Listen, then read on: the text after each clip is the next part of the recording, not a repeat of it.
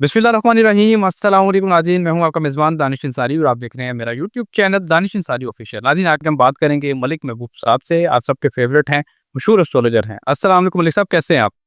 वालेकुम अस्सलाम, अल्लाह का शुक्र है, आप कैसे हैं? अल्हम्दुलिल्लाह मलिक साहब, मैं भी ठीक हूँ। मलिक साहब, आज प्रोग्राम का आगाज़ बड़ी ही दिलचस्प खबर से हम करेंगे और वो खबर है डीजीआईएसपीआर के हवाले से। उन्होंने एक तो इंडिया और अफ़गानिस्तान को कहा है कि अगर आप इकट्ठे मिलकर भी पाकिस्तान के ऊपर कोई अटैक करना चाहते हैं तो आएँ, हम तैयार हैं आपका मुकाबला करने के लिए। और उन्होंने ये क्लियर कट कह दिया है कि पाकिस्तान में दहशतगर्दी की और दहशतगर्दों की कोई गुंजाइश, कोई जगह नहीं है। हम उनको चुन-चुन के उनको उनके मंतकी अंजाम तक पहुँचाएँगे। इसके अलावा उन्होंने पीटीआई को भी निशाने पे रखा। उन्होंने कहा है कि पीटीआई जो है, पीटीआई की जो गवर्नमेंट है खैबर पख्तूनख्वा में, वो जो दहशतगर्दों के साथ मुज़ाकरात के ज़रिए मामलात हल करना चाहती है। हालाँकि मुज़ाकरात के नतीजे में कोई हल नहीं निकल सका। दूसरी तरफ राना सनाउल्लाह ने कहा है कि इमरान खान की रियासत से टकराव की पॉलिसी जारी रही तो इनकी पार्टी और पख्तूनख्वा हुकूमत को नुकसान पहुँचेगा। सर, ये मामला किस तरफ जा रहे हैं? डीजीआईएसपीआर की तरफ से बड़ी सख्त किस्म की जो है वो वार्निंग भी दी गई और प्रेस कॉन्फ्रेंस भी की गई और राना सनाउल्लाह साहब ने भी वाज़ेह अल्फाज में कह दिया है कि खान साहब की अगर ये पॉलिसी चली तो उनके लिए भी नुकसान होगा, उनकी हुकूमत के लिए भी नुकसान होगा। तो ये मामला किस तरफ आपको जाते दिखाई दे रहे हैं?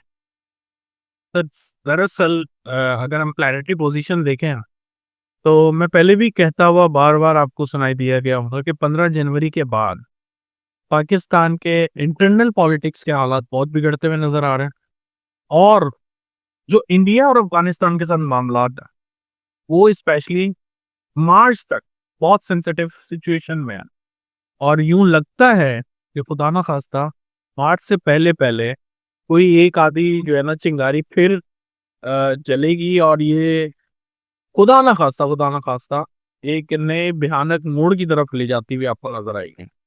तो इन शॉर्ट मुझे ऐसा लगता है कि मार्च से पहले देयर आर चांसेस चांसेस हैं। कंफर्म इसलिए नहीं बोल रहा हूँ क्योंकि चांसेस हैं 49 और 51 रेशियो के हिसाब से। तो 49 और 51 रेशियो जब होता है प्लैनेट्स में, तो डिसाइड करना और बड़ा ही ऑथेंटिसिटी के साथ आपको बताना बड़ा मुश्किल होता है। तो फिलहाल ऐसा दिखता है कि मार्च से पहले-पहले, क्योंकि फ़रवरी के अंदर एक एक इक्लिप्स आना है और वो जब इक्लिप्स आएगा तो चीज़ों को बहुत ज़्यादा ट्रिगर करेगा। अब वो जैसे ही ट्रिगर करेगा तो ये जितने इवेंट यूँ समझें प्लैनेट ने प्लान किए हुए हैं, वो सब आपके सामने आना शुरू हो जाएँगे एक के बाद एक। अब जैसे आपको पता है, आपने मुझे बताया भी है कि 8 फरवरी को एक भैया जाम हड़ताल है। तो ये फ़रवरी में ही हो रही है और फ़रवरी में ही इक्लिप्स भी है। तो चीज़ें वहाँ से ज़्यादा ट्रिगर होंगी, लेकिन 15 जनवरी के बाद आपको एक्चुअल में हलचल नज़र आना शुरू हो जाएगी। ओके, सर आपने ये तो बता दिया कि हलचल होना शुरू हो जाएगी और आपने 8 फरवरी का भी ज़िक्र कर दिया। मैं इसी वाले से पूछना चाहता हूँ कि आज जो मौजूदा पाकिस्तान के हालात हैं, सियासी हालात, वो ऐसा नहीं है कि पहली मर्तबा इस तरह हो रहा है। माज़ी में इसकी जो मिसाल है मौजूद है कि जब भी पीटीआई की तरफ से कोई ऐलान किया जाता है, किसी एहतजाज का, जलसे का, धरने का, हड़ताल का, तो उससे पहले ही पकड़-धकड़ जो है सियासी रहनुमाओं की, सीनियर क़यादत की, वो शुरू हो जाती है।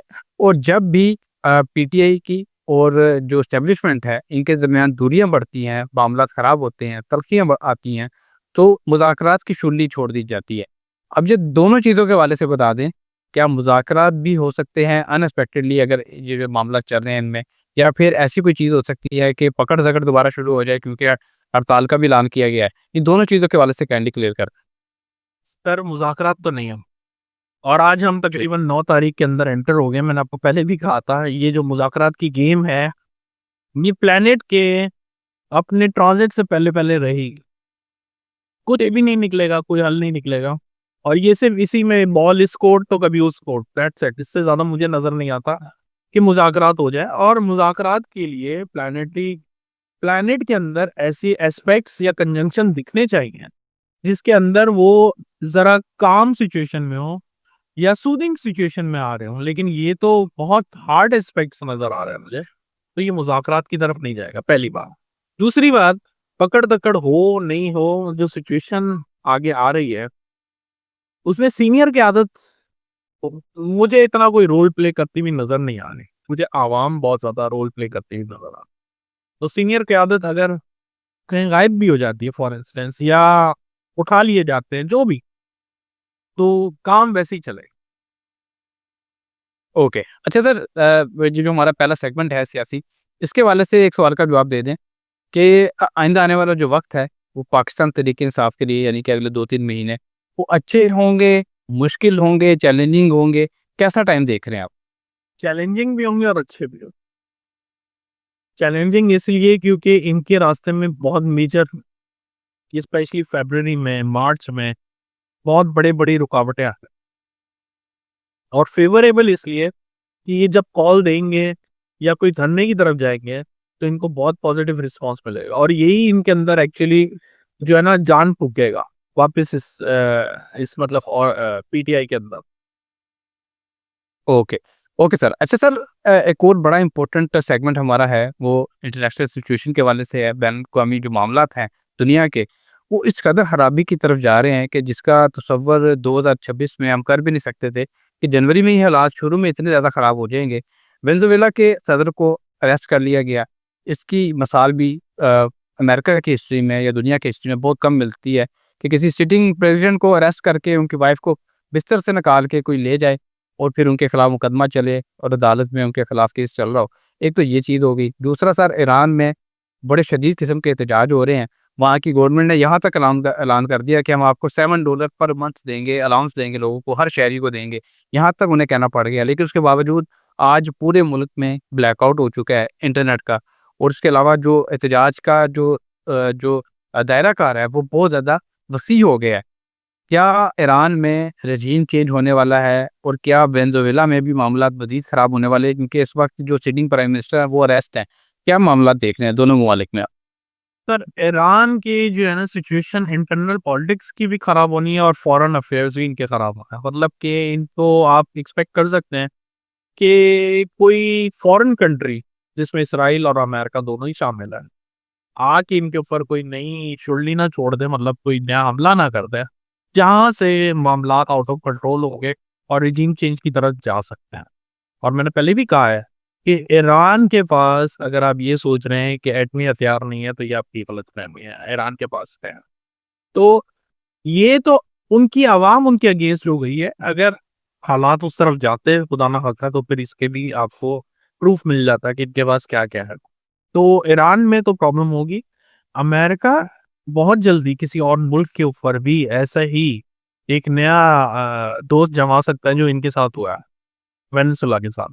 तो मैं मेरे लिए सरप्राइज़िंग नहीं होगा और ये अभी शुरू के 4 महीने अमेरिका बहुत ज़्यादा दुनिया को अपने कंट्रोल में रखने की कोशिश करेगा।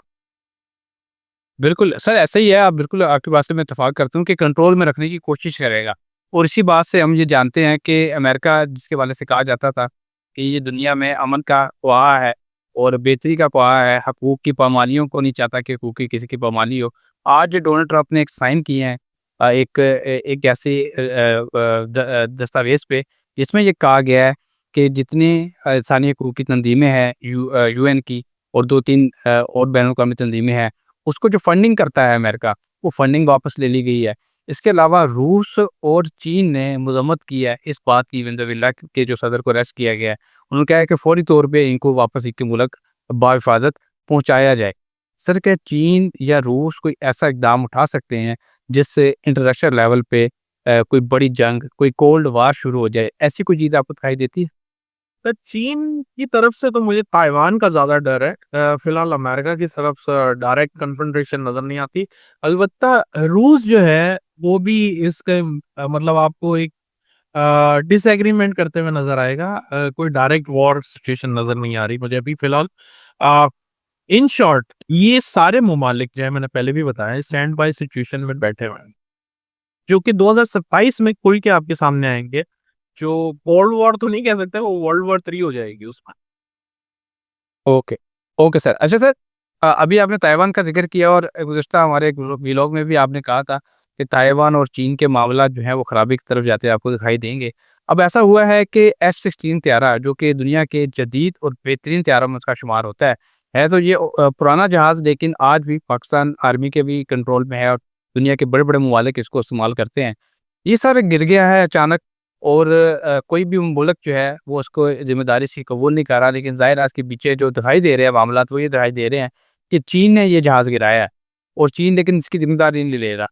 क्या इसके जवाब में अमेरिका कोई ऐसी चीज़ कर सकता है? क्योंकि बेसिकली F-16 की जो प्रोडक्शन है वो अमेरिका के पास है। तो अमेरिका इसके जवाब में कोई ऐसी ड्रिल कर सकता है, ऐसा कोई काम कर सकता है या चीन के ऊपर कोई पाबंदी लगा सकता है? इस तरह की कोई चीज़ आपको दिखाई देती है? डेफ़िनेटली ये चीज़ें बढ़ेंगी। मैंने आपको पहले भी कहा था कि चाइना ताइवान के साथ, रशिया यूक्रेन के साथ और अमेरिका 1-2 नए मज़ीद ममालिक के साथ एक तरह से जो है ना बिगड़ता हुआ आपको नज़र आएगा। तो ये मामलात अभी आगे चलते जाएँ सन फ़रवरी, मार्च, अप्रैल टिल अप्रैल या यूँ कहा जाए मई तक ये ऐसे ही रहेंगे। लेकिन कोई इसका कोई बहुत खुदावंद बड़े असरात अभी हमें नहीं नज़र आएँगे टिल 2027, क्योंकि मई के बाद मैं जो एक्सपेक्ट कर रहा हूँ ज़्यादातर वो कुदरती आफ़ात ज़्यादा बढ़ जाएगी पूरी दुनिया में, और उसी में जो है पूरी दुनिया उलझेगी। ओके। बिल्कुल सर, अभी आपने कुदरती आफ़ात का ज़िक्र किया और आप काफ़ी टाइम से ये ज़िक्र कर रहे हैं कि 2026 जो है वो कुदरती आफ़ात के लिए बुरा होगा। लेकिन हम दुआ करते हैं अल्लाह से ऐसा ना हो। लेकिन ज़ाहिर है जो अल्लाह ने चीज़ें लिखी हैं वो तो होके रहनी है और आपकी भी प्रेडिक्शन है और दुआ अल्लाह से यही करते हैं कि ये प्रेडिक्शन जो है आप भी अक्सर ज़िक्र करते हैं कि मैं जो प्रेडिक्शन कर रहा हूँ साथ में ये दुआ भी करता हूँ कि ये प्रेडिक्शन पूरी प्रेडिक्शन ना हो ही मेरे साथ। बिल्कुल। दूसरा हाँ जी। सर लास्ट क्वेश्चन करूँगा, प्रोग्राम को वाइंड अप कर देंगे। वो last question sir financial situation के हवाले से है दुनिया की। अमेरिका ने, डोनाल्ड ट्रंप ने एक दस्तावेज़ पे दस्तखत किए हैं जिसमें उन्होंने कहा है कि जो ममालिक रूस से तेल इंपोर्ट कर रहे हैं उन पर 500% टैरिफ आयद होगा। 500% टैरिफ से मुराद है कि बहुत बड़ा एक डेंट होगा उनकी मईशत के लिए। और सर इस दस्तावेज़ पे दस्तखत होने के बाद जो इंडिया की जो मार्केट है, स्टॉक मार्केट, वो क्रैश कर गई है। फाइनेंशियल सिचुएशन आइंदा आने वाले 2-3 महीनों में आप क्या देख रहे हैं दुनिया की? सर मैं आपको बार-बार एक ही बात करता हूँ कि स्टॉक मार्केट बहुत खतरनाक और वॉलेटाइल रहेगी, इसमें इन्वेस्ट ना करें। फाइनेंशियल मार्केट में भी ये करना। इस वक़्त जो बेस्ट कह सकते हैं इंस्ट्रूमेंट है जिसके अंदर आप इन्वेस्ट कर सकते हैं वो कमोडिटी है। और इसमें भी सबसे ज़्यादा अगर देखा है तो आप सिल्वर में इन्वेस्ट करें, बहुत अच्छे आपको रिटर्न्स मिलेंगे। स्टॉक मार्केट बहुत ज़्यादा खतरनाक, एक जैसे डॉट कॉम का एक बबल था एक ज़माने में। ये स्टॉक मार्केट भी जो है ना एआई के बबल्स की वजह से अभी चढ़ रही है, और जिस वक़्त ये बस्ट होगी तो फिर अल्लाह ही रहम करे। मेरी यही गुज़ारिश है कि स्टॉक मार्केट में अगर आप इन्वेस्ट करते हैं तो बहुत केयरफुल होके करें। ओह! बहुत शुक्रिया सर, आपने अपने कीमती वक़्त में से कुछ वक़्त निकाला और हमारे नाज़रीन का भी बहुत शुक्रिया, इतना अच्छा फीडबैक देते हैं, कमेंट्स करते हैं और आपके कमेंट्स को हम अपने प्रोग्राम में भी शामिल करते हैं, अपने कमेंट्स करते रहें। आपके कमेंट्स जो हैं सवालात जो हैं वो हम नेक्स्ट प्रोग्राम में मलिक साहब से पूछेंगे, उनके जवाबात। तो अगली वीडियो तक के लिए मुझे और मलिक महबूब साहब को इजाज़त दीजिए। अल्लाह हाफ़िज़।